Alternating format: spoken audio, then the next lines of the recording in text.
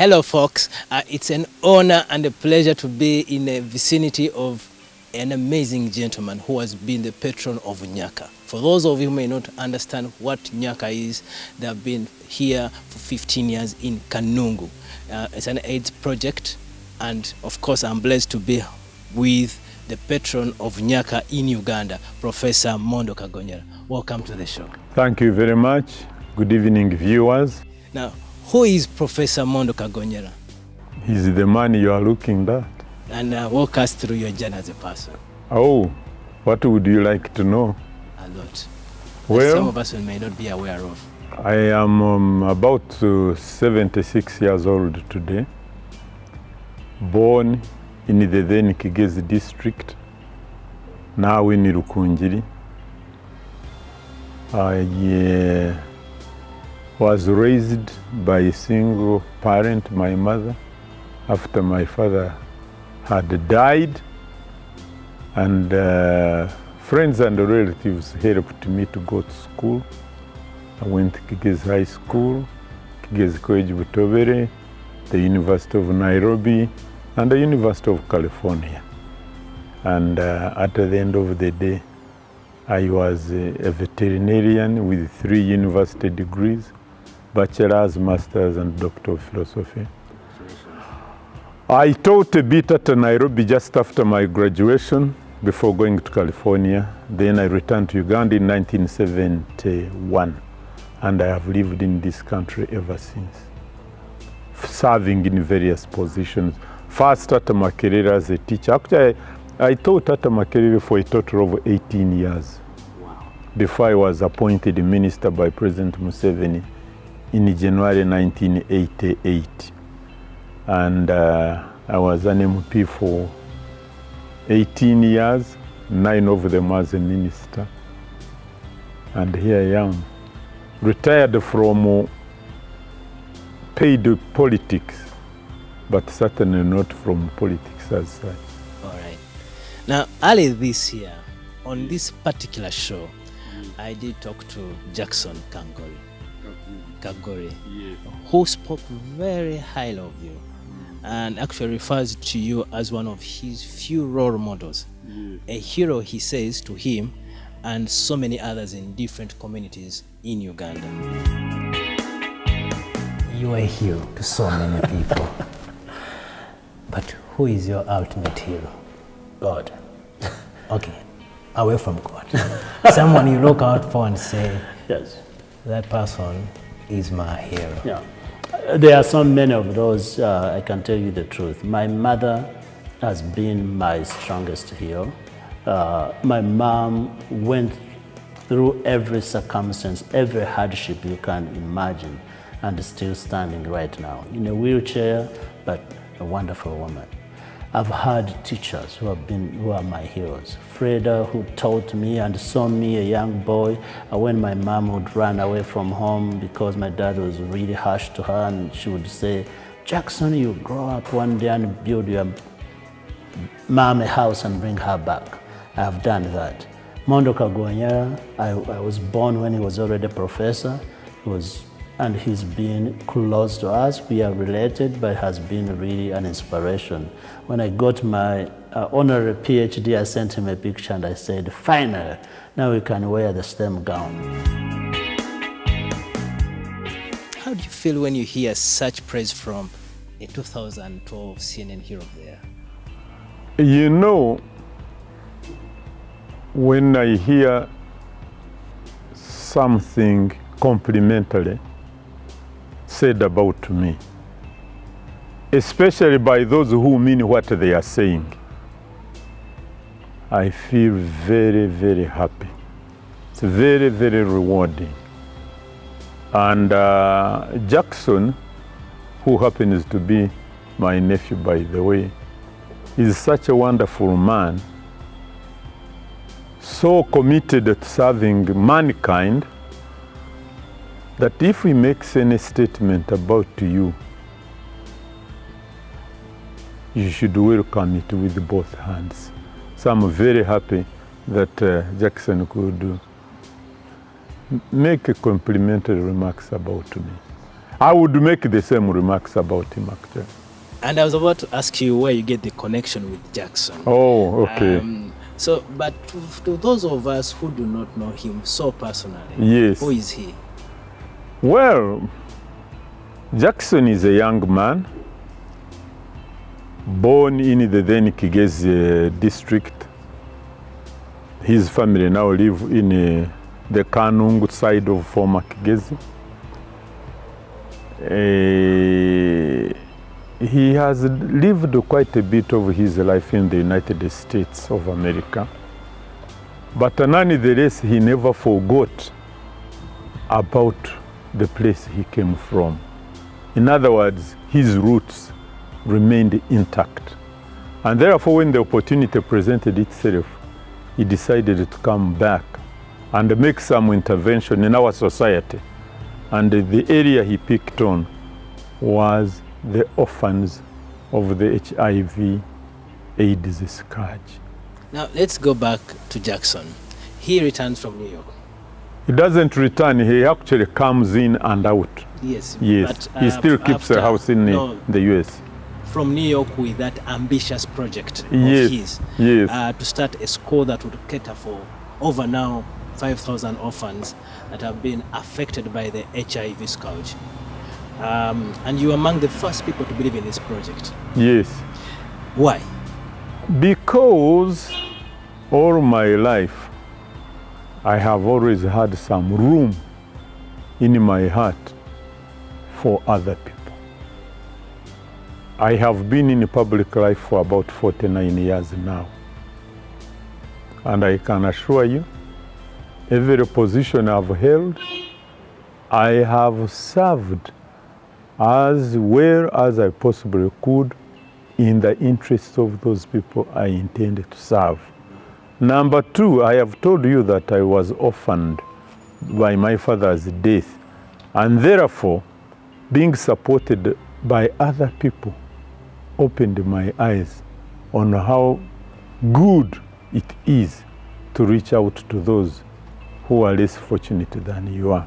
Therefore, when Jackson told me he had intentions to plan that project of helping orphans of AIDS. Mark, even in my family, I've had so many victims of AIDS. So I know what it means to have kids who have no father and no mother. And often the other relatives are poor and helpless. Many of them living with their grandmother who is too old and too poor to be any use to them. So you are dealing with a group of children who are destitute. Therefore, if you can reach out to them and make them breathe hope in their lives, there is nothing greater in life than that. Jackson, when he told me about it, I embraced it wholeheartedly. In fact, I remember I was at the site, the original site, when we opened the gates of the school to these young kids. Am I right to say yes, that possibly your early childhood got you hooked to the Nyaka AIDS project? You know, my father, my late father, helped a lot of other people through intervention in their education. And these are some of the people that reached out to me. Therefore, you are probably right that my youth had a tremendous influence on how I viewed the world around me. Let's now look at the dream. Now it's a huge reality. Yes, you are right, it is a reality. When you scratch your mind, how do you feel? I feel fantastic. Absolutely, let me tell you. These are young kids, small ones, some of them very tiny, very often malnourished when we pick them up. Yes. But within a few months, their physical status has tremendously changed. They are clean. They are able to read and write. And they are able to live in a community. You can't have anything better than that. They are all in nicely washed uniform. Fantastic. And by the way, as you may know, as of now, We even have university students from our project. This is one of the girls is in a university somewhere in Canada, and I understand she's doing very, very well. Recently, last year, we have a function every year when we get together and raise money. Our last year's function, one girl, she's a student at Chambogo University. She gave such a speech, you couldn't believe that that girl had once been a desperate orphan in the village, literally ready to die. I am in possession with Jackson's book. Yes. The Price of Stones. Right. And I want you to open. On which page? This page, exact page. Yes. Exact moment there. And on the 2nd of January, yes, 2003, yes, you gracefully accept to lay the foundation stone. Right. To this unknown school. Yes. In a very small village of yes, Nyaka in Kanuru district. Yes. On its official opening day. Right. This school was standing on one class block. That's in the words of Jackson. Incomplete. The classroom block was incomplete. Yes. And I loved that slogan there, for our children's sake. Yes. What did you see in his dream that so many possibly didn't? Many people pretend that they don't see. They actually do, but they ignore. They have eyes, they have ears, they have brains, like you and I. They see, but as Jesus said, they have eyes, but they don't see. They actually see, but they ignore. Now, as far as I'm concerned, education transformed me. I even lived with my late grandmother deep in the village, where those who didn't go to school still live. But because I went to school, I am what I am today. And even Urban TV are interested in interviewing me. And holding over there. And when we come back from that break, we shall continue with the conversation.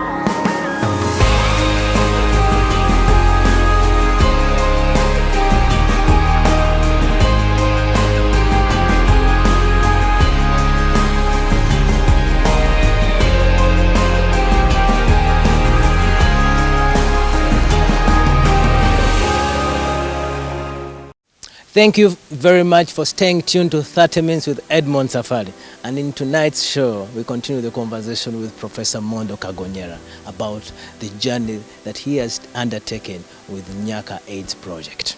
And earlier on, Professor, we were talking about that moment you lay that foundation stone. Right. And still in that book, we look at you officiating on the graduation ceremony of young children. Yes. Oh, tell me more about that. Now, viewers, I would like you to know that since we opened Nyaka in 2003, I have missed very, very few of the functions at Nyaka. Here is one of those times when some of the young girls and boys, we are graduating from P7. And if you looked at this picture in this book, they all look very healthy. Mark you, some of these kids are even sick. Therefore, we make sure they get treatment. We make sure they have a good diet, so that not only do they go to school, but we turn their health around.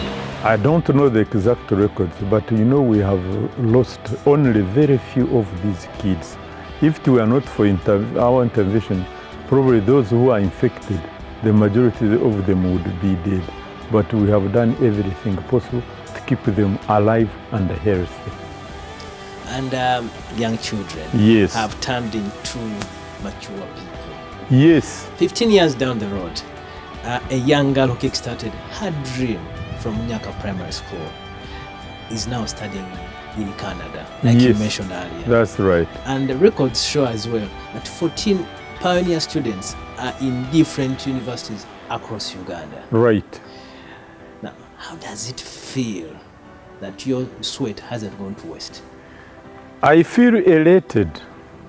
You know, very often you do something and you don't see any results. But when I meet these young boys and girls, they can speak very good English. They have got very good ideas about the world around them. And there is hope in their eyes. It's like my dreams really have come true. And it's not like it is. My dreams come true. Because as a teacher, I've always been a transformer of young men and women. I have produced so many veterinarians in East Africa and Uganda in particular. And they become different persons altogether.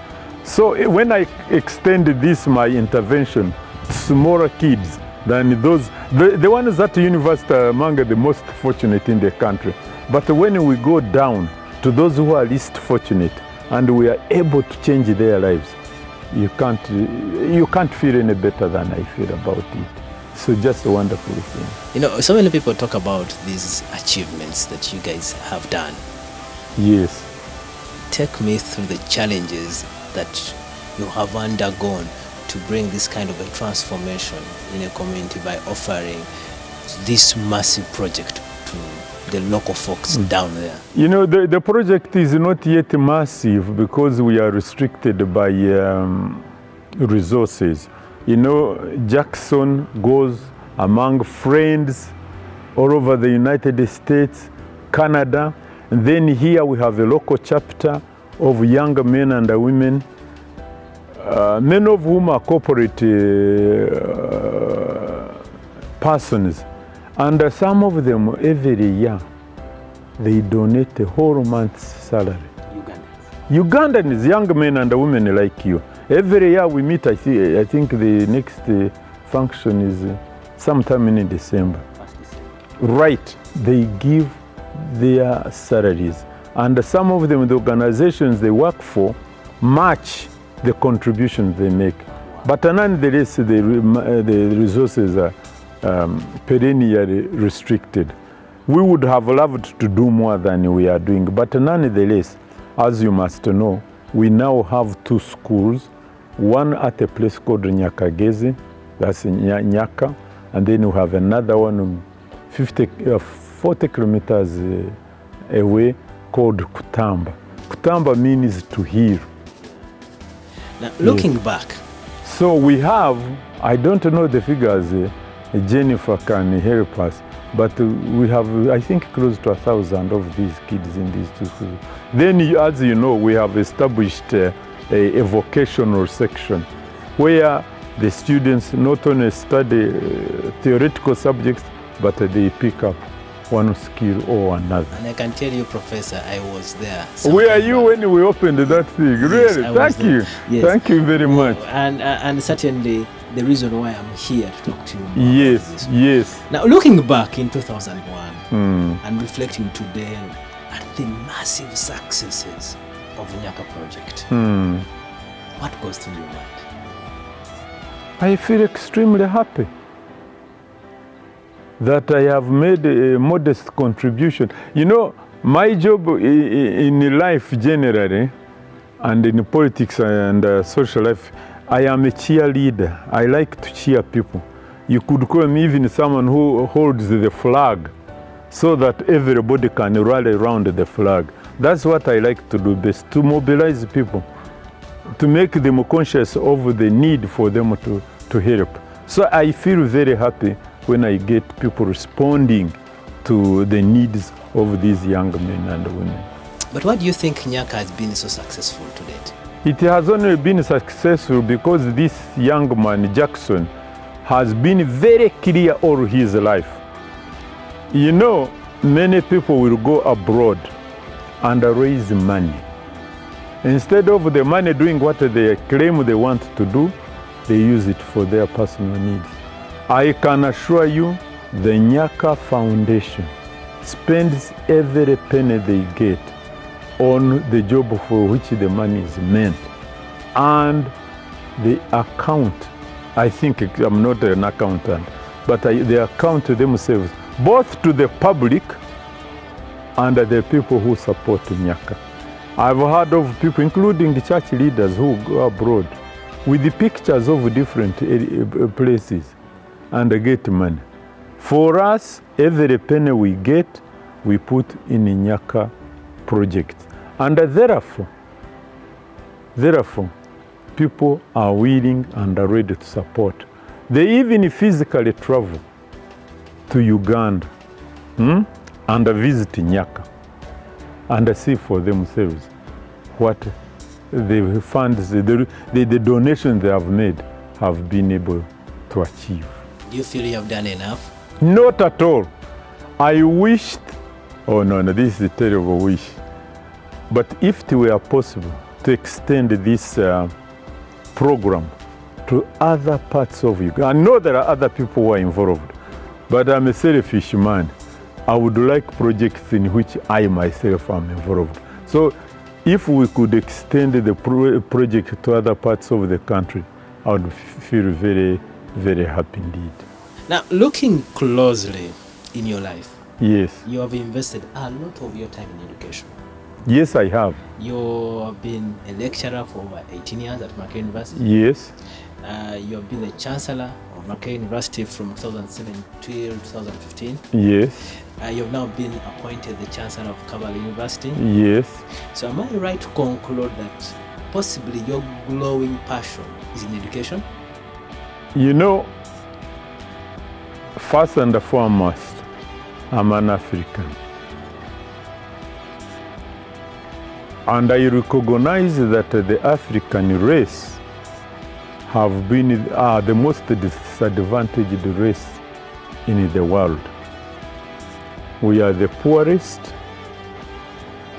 First of all, we are the most ignorant. We are the poorest. We have more disease. We have wars. We know very little peace in many parts. And therefore, I am eminently concerned about the causes of all these problems. And the major cause, whether anybody likes it or not, is lack of knowledge, and which knowledge you can only acquire through education. Talking about Makerere University. Yes. I need to know your take on Makerere University, especially now it is closed. Everybody should know that it was a painful decision on the part of His Excellency the President to direct that Makerere University be closed. There was no pleasure whatsoever in that decision. Number two, if it had been possible, Makerere wouldn't close. But when you get a group of people who are not willing to listen, you see, there are three parties involved. There is Makerere University staff, there is the students, and there is the government. Government are the owners of the university. And although the private students do pay for their education, actually they make a contribution. They pay the least amount of school fees in the country. They are subsidized by government. The staff, I thought that Makerere has told you, are probably getting better salaries than they have ever had before. And the government has told them, so I hear, that they are willing to meet their other obligations if only they give government time. Now this, to me, demonstrates ingratitude and lack of appreciation on the part of the staff. This thing called arrears, nobody among the staff was going to die because they had not been paid their arrears. And therefore, if government said, give us time, we'll find the money and give it to you, why wouldn't they listen? Two, I think the students in their frustration, they looked for the wrong diagnosis. Going on strike, becoming violent, destroying people's property, stealing some of it, was not a solution to their problems. They were totally and grossly misguided. And the sooner they realized this, by the way, as far as I'm concerned, the better. I take totally unkindly to the behavior of the students because their teachers were not teaching them. Their anger and frustration could have been received and understood by a government if they behaved differently. Thank you, Professor. My pleasure.